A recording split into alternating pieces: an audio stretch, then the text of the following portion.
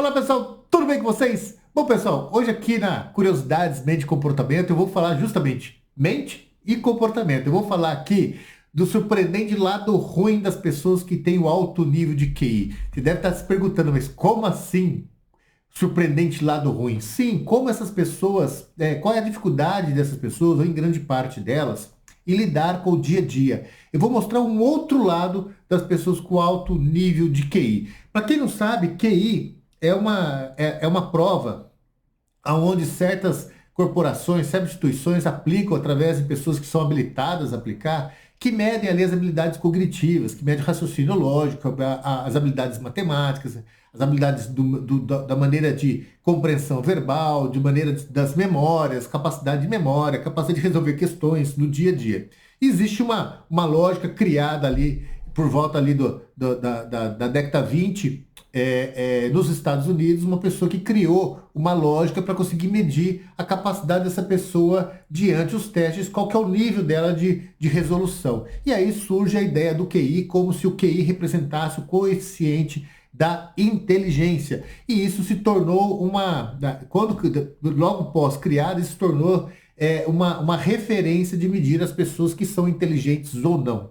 Eu não vou entrar na discussão sobre QI, não vou entrar na discussão sobre se eu concordo ou não, senão a gente passaria horas aqui e a ideia é fazer um videozinho em 15 minutos. O que eu quero trazer aqui para você é uma reflexão dessa ideia da inteligência, desse modelo de medir inteligência na realidade do dia a dia das pessoas. Por que disso? Porque a gente trouxe e traz aí com a gente que a ideia de pessoas que são altamente, têm um QI muito elevado, são pessoas extremamente bem-sucedidas, pessoas que conquistaram ali o mais alto nível de reconhecimento, de ter, né, de sucesso na carreira, sucesso profissional, sucesso. Ou seja, a gente traz essa ideia de que pessoas com alto nível de QI são pessoas muito felizes, muito alegres, pessoas que se dão bem com a vida e se dão bem na vida. E eu quero mostrar o outro lado sobre isso, até porque essas pessoas que têm o alto nível de QI são muito cobradas, são pessoas que são muito. Essas pessoas, a visão que o mundo tem sobre essas pessoas deixa essas pessoas de uma maneira, elevam as pessoas a um nível muito alto de ansiedade, porque há uma cobrança muito forte nisso. Base disso é esse tipo de reportagem que saiu em alguns jornais aí há poucos dias, que demonstra que a gente ainda traz essa ideia de cobrança sobre essas pessoas. E aqui eu não quero tirar demérito nenhum das pessoas com alto nível de QI. Muito pelo contrário, essas pessoas fizeram diferença na nossa história. São pessoas que conseguem realmente olhar para determinados problemas e encontrar uma lógica que pessoas como nós, normais, que vê aí o mundo de uma maneira mais ampla, não conseguem. Elas conseguem encontrar ali uma ligação e uma relação entre coisas que a gente não tem essa capacidade analítica de perceber, de olhar, de ter esse olhar mais crítico sobre aquilo. São pessoas que têm uma certa facilidade para determinados tipos de problemas. Claro, cada pessoa tem a sua capacidade, as suas habilidades, mas ela diferencia muito das pessoas normais. Pessoas normais, para chegar àquilo ali, tem que percorrer um caminho muito mais longo para conseguir construir tanta estrutura para resolver ou para olhar as coisas de uma maneira que uma pessoa com QI olha. Claro que eu não quero discutir isso. Tanto aí que tem um exemplo claro de um filme que mostra ali aquele Alan Turing, que é o cara como se foi o papa ali, o pai ali das primeiras ideias sobre o computador que hoje nós conhecemos. E o Turing, ele foi o cara que quebrou ali a criptografia do Enigma, que era a máquina que os nazistas se comunicavam. Se não fosse o Alan Turing, provavelmente a guerra teria estendido aí por mais 10, 15 anos e provavelmente nós nem estaríamos aqui hoje onde nós estamos.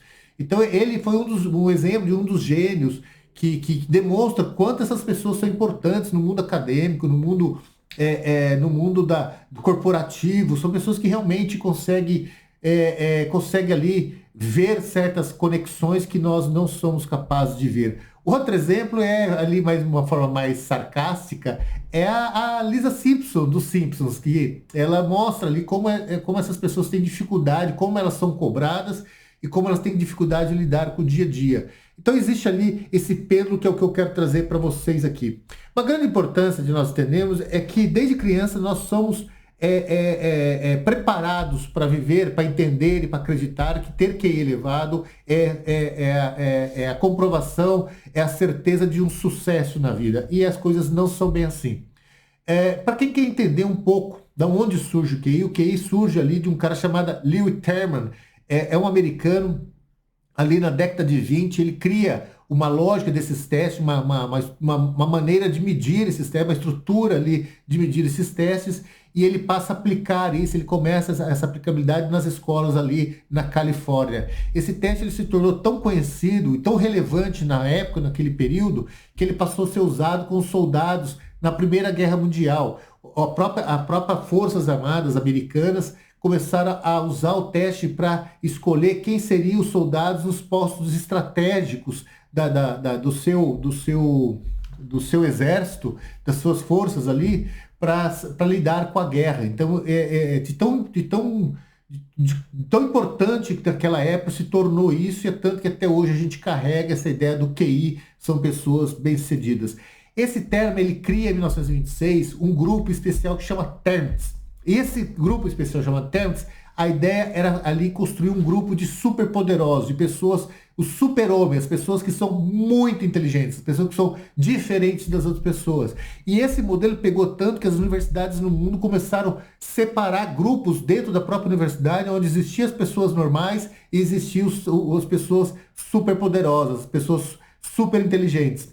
E isso começou a se espalhar por todo mundo, das principais universidades do mundo. Ou seja, existiam os TERMITs, que eram as pessoas que são o suprassumo da inteligência. E se esperava dessas pessoas que as pessoas fossem todas bem-sucedidas. É tanto que esses grupos eram criados na universidade justamente para provocar o mundo, que é aquelas pessoas, contratar aquelas pessoas, que aquelas pessoas fariam a diferença, seja onde for. É tanto que em 1950, quando essas pessoas ficam adultas, se formam nas universidades e vão para o mercado de trabalho, essas pessoas eram hiper, super, mega valorizadas. Eram pessoas que ganhavam 5, 6, 7, 8 vezes o salário de uma pessoa normal, na esperança que essas pessoas realmente fossem trazer resultados extraordinários para a instituição, para a empresa, enfim. Então eram pessoas que realmente se esperava muito. O que não foi contado para nós é que quase metade dessas pessoas que foram para que conseguiram chegar ao mercado, outras desistiram antes, mas as que conseguiram, quase metade desistiram da própria carreira e da sua própria capacidade de inteligência.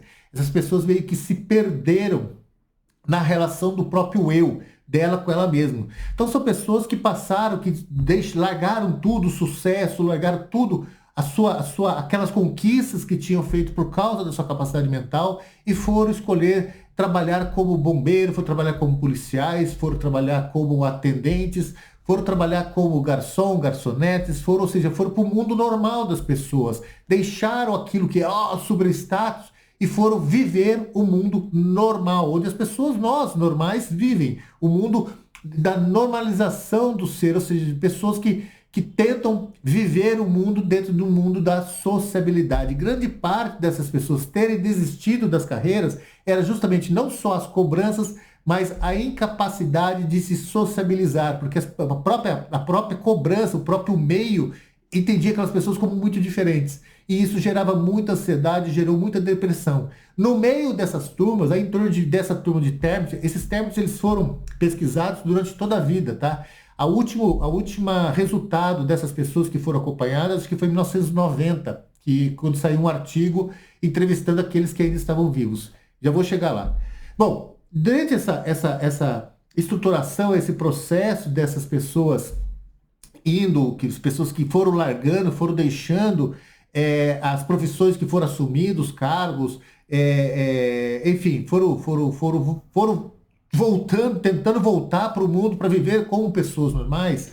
Algumas delas se perderam tanto que se tornaram alcoólatras, viciadas em drogas, suicídio, ou seja, a trajetória desses TERMITs, de algumas dessas turmas, não foram resultados muito pesados, resultados realmente que impactaram e mostraram que o alto nível de QI não quer dizer que a pessoa tem o alto nível de capacidade de saber lidar bem com ela mesmo.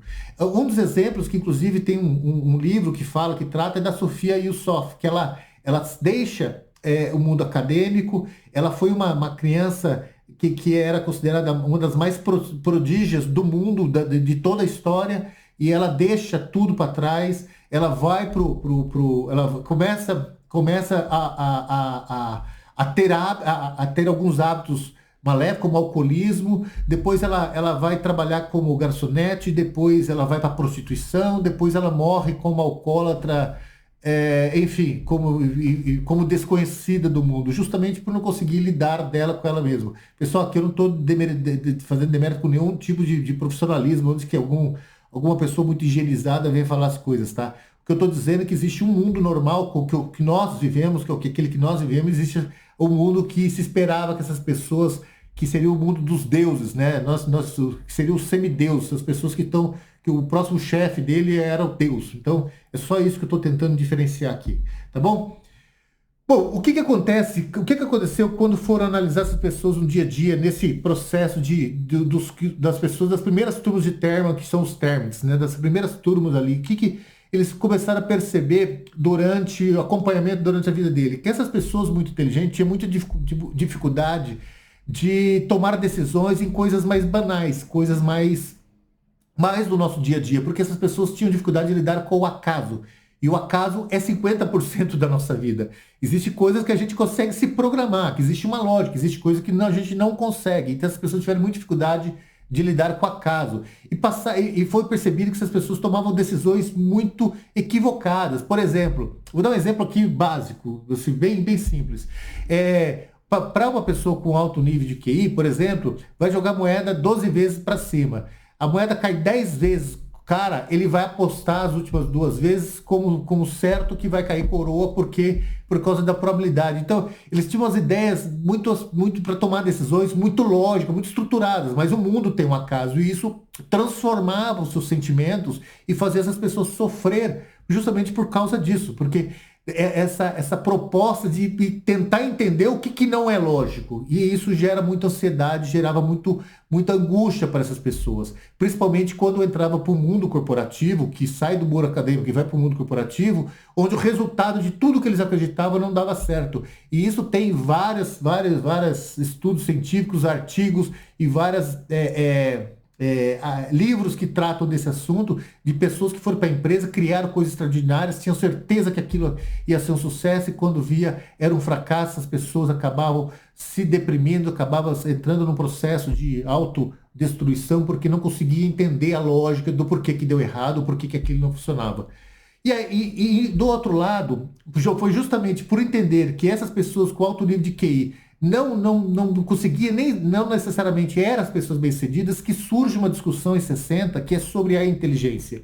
E aí entra a sabedoria. É quando eles começam a entender que a sabedoria não é relação ao QI, a resolução de coisas lógicas, mas em si ao saber. E o saber, ele não é a informação, o saber não é o conhecimento. O saber é conseguir distinguir lados opostos, e perceber que ambos os lados, que ambas as possibilidades, existe uma estratégia, existe uma condição para se compreender e se aceitar que existe mais de uma possibilidade, mais de um resultado na vida. Ou seja, eu tenho certeza que eu sei tudo sobre isso. Agora eu quero ler as pessoas que não concordam comigo e eu entender como ele pensa, para que eu consiga concluir uma lógica minha. Isso é o saber. E o conhecimento é quando você sabe muito de algo. O saber é quando você consegue ter uma amplitude sobre aquilo que você sabe e conseguir olhar opiniões, sair das bolhas, sair das verdades absolutas, começar a entender que o seu ponto de vista, que a sua crença é uma possibilidade. Quando a pessoa consegue estruturar isso, isso faz a capacidade de inteligência ser muito mais ampla, porque ela consegue lidar com a vida de uma maneira muito mais alegradora, porque ela tem uma perspectiva de saber que ela pode estar errada e que nem tudo existe uma certeza ou uma verdade por trás. E isso foi os estudos que surgem ali de 70, principalmente com Grossman, que ele começa a trazer essa ideia da sabedoria para o dia a dia. Fala, pessoal, pessoas com QI elevado, cara, Precisamos dela. Sem ela nós não construímos, não chegaremos onde nós chegamos. Mas nós precisamos de pessoas que tenham uma inteligência fundamentada no saber. Ou seja, que conseguem construir uma vida a partir de perspectivas da diversidade do pensamento, da pluralidade do ser. Entender que as pessoas podem imaginar, ver, construir e constituir novas ideias, criatividade e inovação. E aí que surge a ideia do saber, e aí que as escolas começam a se adaptar, e é justamente esse movimento de 60 que faz surgir os tigres asiáticos, que é aqueles países no Oriente que passa a apostar a educação como a sabedoria, e não como conhecimento. Eles passam a estruturar toda a educação dos países dos tigres asiáticos pelo saber, e não pelo conhecimento, ou seja, pela diversidade das pessoas pensarem. E é isso que fez os tigres asiáticos ser o que são. Bom, pessoal, é isso que eu queria falar. Eu espero que vocês tenham entendido a importância do QI. Eu espero também que vocês entendam que ter QI elevado não necessariamente quer dizer que a pessoa vai ser bem-sucedida. Aliás, aqui eu volto a dizer, eu fico triste quando eu vejo, algumas reportagens que têm saído aí sobre voltar a esse assunto do QI, onde essa cobrança sobre essas pessoas são feitas de uma maneira muito drástica, muito pesada. São pessoas que realmente são diferenciadas, são pessoas que realmente vão fazer diferença, mas elas precisam ser trabalhadas, elas precisam ser socializadas, elas precisam ser tratadas como pessoas que têm ali um diferencial sobre a sua capacidade analítica, crítica, lógica, mas também são pessoas que são seres humanos. E esse tipo de cobrança é o que faz a pessoa conseguir ir mais longe ou a pessoa parar no meio do caminho. Também é preciso reeducar a maneira de se observar essas pessoas, porque essas pessoas, como elas têm uma questão muito lógica de pensar, também atribuir a ela a capacidade de perceber ou de instruir ela de uma maneira que elas possam também saber lidar melhor com o dia a dia nosso, esse dia a dia onde o acaso faz tanto parte de nós. Espero ter entendido, espero ter conseguido levar para vocês a ideia desse surpreendente lado ruim das pessoas que têm esse alto QI, mas não é aqui como uma crítica, sim como uma maneira de nós pensarmos um pouco mais sobre o quanto nós podemos ser inteligentes se a gente aplicar para nós mesmos a sabedoria. Beleza, pessoal? Um beijo para vocês, espero ter feito sentido. Até o próximo vídeo. Tchau, tchau.